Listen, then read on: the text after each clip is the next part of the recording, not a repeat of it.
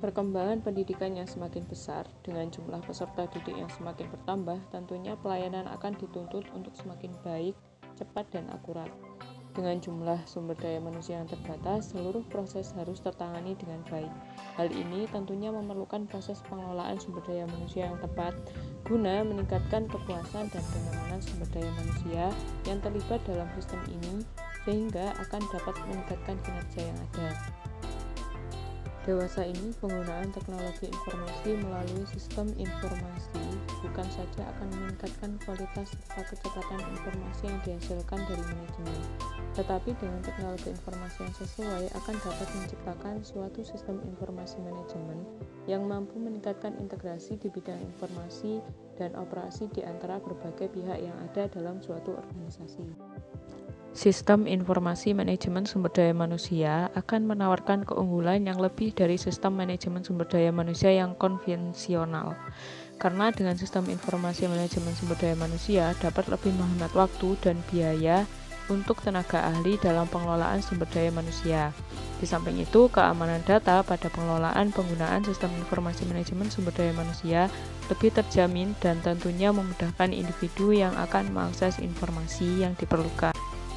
Jadi, yang dimaksud sistem informasi manajemen sumber daya manusia adalah mengumpulkan, menyimpan, mengambil, dan memvalidasi data oleh organisasi mengenai sumber daya manusia dan kegiatan-kegiatannya.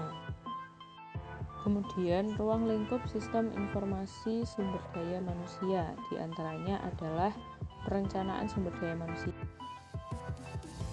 administrasi personalia, kompensasi dan benefit, evaluasi kinerja dan personil, pendidikan dan pelatihan, serta pemutusan hubungan kerja atau pensiun. 5 karakteristik SISDM, yakni tepat, ringkas, relevan, lengkap, dan akurat. Karena sistem ini berupa perangkat lunak yang dapat mengorganisir tata kelola dan tata laksana manajemen sumber daya manusia pada suatu organisasi, guna mendukung proses pengambilan keputusan dengan menyajikan informasi-informasi yang diperlukan atau decision support system, maka data yang disajikan haruslah berupa data yang akurat dan kredibel. Model sistem informasi sumber daya manusia di dalamnya meliputi subsistem input, yakni berupa sistem informasi akuntansi, penelitian sumber daya manusia, dan intelijen sumber daya manusia. Data-data dalam subsistem input ini kemudian dimasukkan ke dalam suatu database yang telah dirancang oleh organisasi tersebut.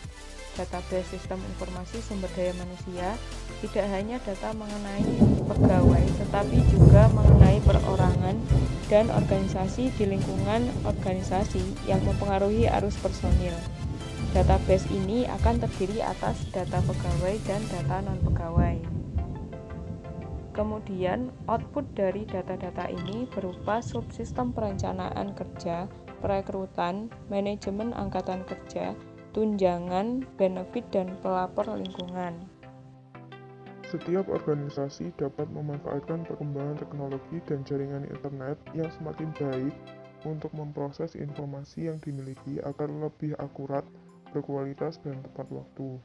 Contoh penggunaan sistem informasi manajemen pada Subbagian Kepegawaian Kantor Kementerian Agama Kabupaten Jombang terdiri atas pengelolaan data yang diolah. Data-data tersebut adalah data kenaikan pangkat PNS, data calon PNS, data daftar urut kepangkatan, dan data-data lainnya.